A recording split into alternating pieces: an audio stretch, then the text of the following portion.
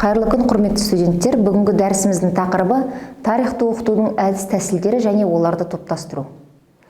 Қарастырылатын сұрақтарымыз, жалпы бірінші сұрағымыз: қазақ халқының тарихы мен мәдениеті құндылықтарына мектеп оқушылары қызығушылығын арттыру. Екінші сұрағымыз: оқушылардың тарихи білімді шығармашылықпен қолдану іскерлігін қалыптастыру. Жоғары деңгейде тұжырымдалған жалпы тарихи және әлеуметтік түсініктер жүйесін меңгеру оқушыларды тарихи даму заңдылықтарын түсінуге алып келеді. Тарихи даму заңдылығын ашу дегеніміз тарихи құбылыстар мен процестер арасындағы объективті, ішкі, маңызды, үнемі қайталанып отыратын байланыстарды анықтау деген сөз. Бұл байланыстарды анықтау үшін оқушы фактылық білімнің үлкен қорын меңгеруі керек. Сондықтан тарихи даму заңдылықтарын түсінуді қалыптастыру ұзақта күрделі болып келеді. Тарихи үдерістің заңдылығын меңгеру үшін тарихи құбылыстардың арасындағы белгілі бір байланыстар тобын анықтай алу керек. Оның алғашқысы себеп-салдарлық байланыстар. Оны саналы түрде меңгеру үшін байланысқа түсуші әрбір түсінік пен құбылыс туралы және олардың байланысының себебі мен салдары, яғни нәтижесі туралы толық білім оқушы санасынан орын алуы тиіс. Мысалы, мемлекеттің пайда болуын түсіндіре отырып, мұғалім өзара байланысты образды фактілердің тізбегін құрайды. Яғни, еңбек құралының жетілуі, еңбек өнімділігінің артуы, артық өнімнің және бір адамның екінші адамды қанауының мүмкіндігінің қарама-қарсылығын, таптардың қарама-қайшы қалыптасуы, мемлекеттің пайда болуы. Мінекей, осындай сұрақтар қарастырылады. Осы тақырыпқа байланысты кесте мектеп оқулығында бар, бірақ соның аппликациялық түрін сабақ үстінде оқушылардың көз алдында біртіндеп құру маңызды. Мұғалім түсіндіруін тыңдап және көрнекті образдарды көре отырып, олар заңдылық тізбесінің әрбір бөлігінің кезектілігін тереңірек түсінетін болады. Ең алғаш рет бұл схема ежелгі Египет тарихы материалын меңгеру кезінде түсіндіріледі. Дәл осы тізбе қос өзен және Грекия мемлекеттерінің пайда болуын түсіндірген кезде пайдаланылады. Оқушылар бұл тізбені өз беттерінше құрастыра бастаған кезде мұғалім тапсырманы күрделендіреді. Индия мен Қытайдағы мемлекеттердің пайда болуын қарастыру кезінде, яғни оқу жылының соңы, оқушылар нақты фактілік материалдың үлкен қорын жинақтаған кесте тізбесінің кезектілігін меңгерген кез. Мұғалім тізбе байланыстарының алғашқы және соңғы нүктелерін ғана көрсетеді де, қарастырылатын елдің нақты материалының негізінде еңбек құралының жетілуі мен мемлекеттің пайда болу тізбесін оқушылардың өздерінің толық құрастыруын талап етеді. Байланыстардың екінші тобы аймақтық байланыстар. Мысалы, ежелгі дүние мемлекеттеріндегі табиғат жағдайы мен шаруашылық түрлері арасындағы байланыстар, адамзат қоғамының белгілі бір бағытта дамуына оның географиялық жағдайының ықпалы және тағы да басқа.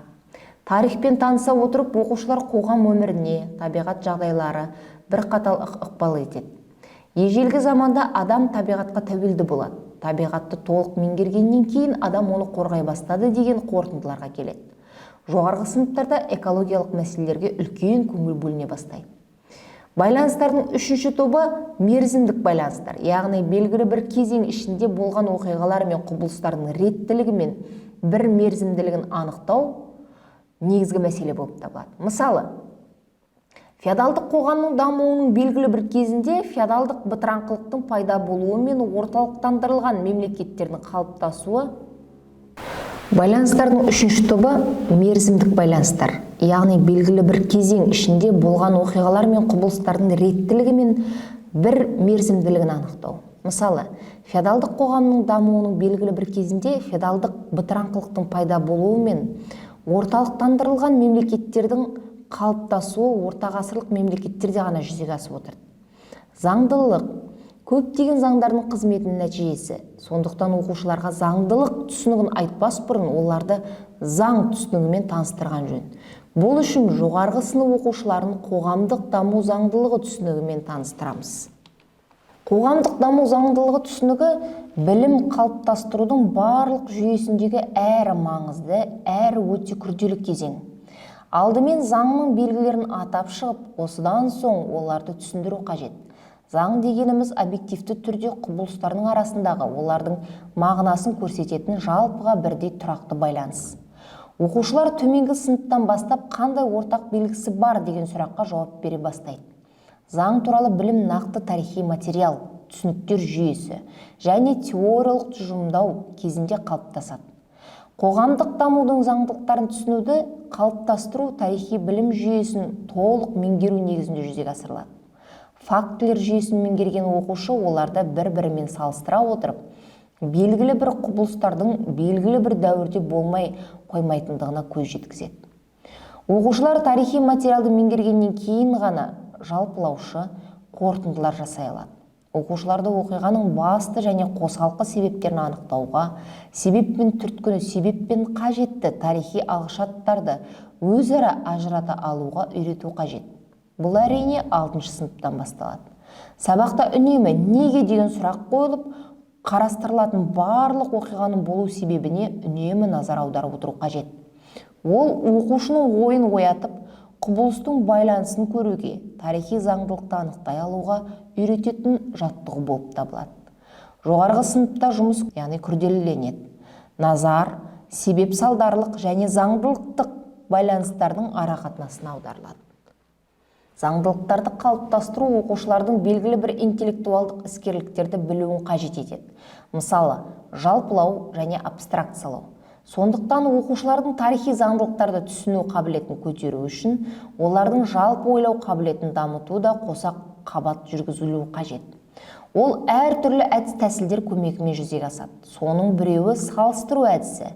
Салыстыру барысында құбылыстар мен үдерістердің жалпы белгілері мен ерекшеліктері, олардың даму идеясының өзі анықталады.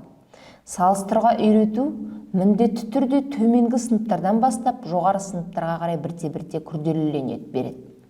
Алғашқы кезде оқушылар құбылыстардың тек ортақ белгілерін немесе айырмашылықтарын ғана іздеп табады. Ал салыстыру үшін оларға тарихи құбылыстардың аз ғана белгілері беріледі. Бірте-бірте ұқсастықтары мен айырмашылықтары бір мерзімде табылуы тиіс нысандардың саны көбейе береді. Ал салыстыру неғұрлым абстрактілі түрде жүргізіледі. Тарихты тану үдерісі фактіні меңгеруден басталады. Тарихты фактінің ерекшелігі оның қайталанбайтындығында, оны бақылаудың мүмкін еместігінде. Сондықтан қандай да болмасын тарихи факт туралы оқушының түсінігін қалыптастыру үшін оқушының қазіргі замандағы заттар мен құбылыстар туралы білімімен байланыстыру қажет. Мысалы, Фарос маягының әлемнің 7 кереметінің бірі екендігін түсіну үшін оқушының бәрінен бұрын қазіргі заманғы маяктар туралы түсінігі болу керек. Оның үлкендігі, неден жасалғандығы, не үшін жасалғандығы және тағы да басқа.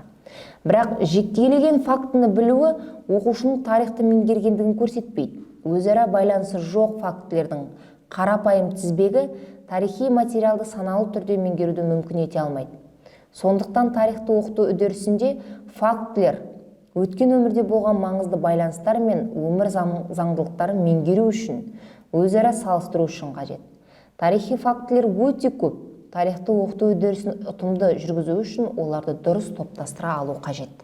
Тарихи фактілер екі сипатта болуы мүмкін. Біріншіден, бұл тарихта бір ғана рет, белгілі бір жағдайларда ғана, тек белгілі бір адамдар ғана қатысқан, мерзім мен кеңістік ішінде қатаң шоғырланған, жекелеген оқиғаларды көрсететін фактілер. Олар қайталанбайды. Мысалы, мұз қырғыны бұл жеке тарихи оқиға. Ол Чуд көлінде 1242 жылдың 5 сәуірінде болды. Онда Невскийдің әскері мен немістің төбәт рыцарлар қатысты. Ресейдегі крепостнойлық құқықтың жойылуы да жеке оқиға. Ол Ресейде 1861 жылдың 19 ақпанында болды. Оны жоғарыдан жасалып, шаруалардың өте үлкен наразылығын туындатты. Екіншіден, белгілі бір тұтас тарихи кезең мен дәуірге тән, олардың сипатты белгісін көрсететін тарихи құбылыстар да болуы мүмкін. Мысалы, Варщина мен Оброк феодалдық құрылыс кезіндегі шаруалардың атқарған міндеткерліктері. Бұл фактілерді меңгерген кезде оны француз шаруасының, ағылшын шаруасының немесе орыс шаруасының атқарғанын білу маңызды емес. Варщина мен Оброкты басқа тарихи құбылыстардан ерекшелеп тұрған сипатын білу маңызды. Мұндай фактіні біз тарихи құбылыстар қатарына жатқызамыз.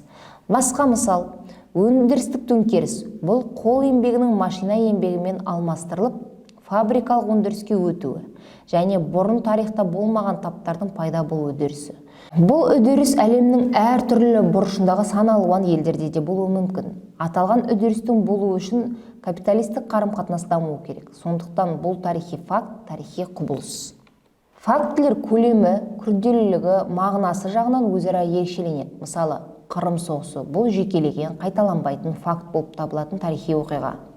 Ол тарихта бір ғана мәрте 1853-1856 жылдары нақты хронологиялық кезең ішінде болды. Бұл соғысқа белгілі бір елдер ғана қатысты: Ресей, Түркия, Англия, Франция. Кеңістік ішінде шоғырланған әскери қимылдар Қара теңіз, Қырым түбегінде, Кавказ тауларында болды. Бұл оқиғаны түсініп меңгеру үшін оны одан кішірек Синоп шайқасы, Севастополь қорғанысы, Камчаткадағы Петропавловск қорғанысы тәріздес фактілермен танысу арқылы игеру керек. Яғни өзінің толық ашылуы үшін неғұрлым кішірек фактілерді білуді талап ететін күрделі фактілер бірінші кезектегі фактілер, ал кішірек фактілер екінші кезектегі фактілер деп аталады. Бірінші кезектегі фактіні түсіну екінші кезектегі фактіні меңгермейінше мүлдем мүмкін болмайды. Өз кезегінде екінші кезектегі фактілерден нақтыланады. Мысалы, жоғарыда келтірілген Синоп шайқасының өзі орыс және түрік эскадрасының орналасуы, олардың сапқа тұру ерекшеліктері, қару-жарақтардың ерекшеліктері, шайқас эпизодтары және тағы да басқа бөліктерден құралады. Бұл фактілер тарихи білімнің алғашқы бөлшектері деп аталады. Әдістемеде олар тек бір ғана қарапайым тарихи құбылысты немесе оның бір ғана сипатты белгісін көрсететіні қарапайым фактілер деген топқа біріктіріледі. Тек әртүрлі сипаттағы фактілерді өзара ұштастыра отырып, тарихи оқиғаның нақты образын жасап шығаруға болады. Бұл тарихи фактілер мен материалдарды таңдап алуды, өте ұқыптылықпен жүргізуді талап етеді. Бұл кезде мұғалім оқушылардың есінде өмір бойы сақталуы міндетті негізгі фактілерді және олардың өзінің мазмұнын ашу үшін қажетті қосалқы фактілердің арақатынасын дұрыс реттеп таңдап алуы қажет.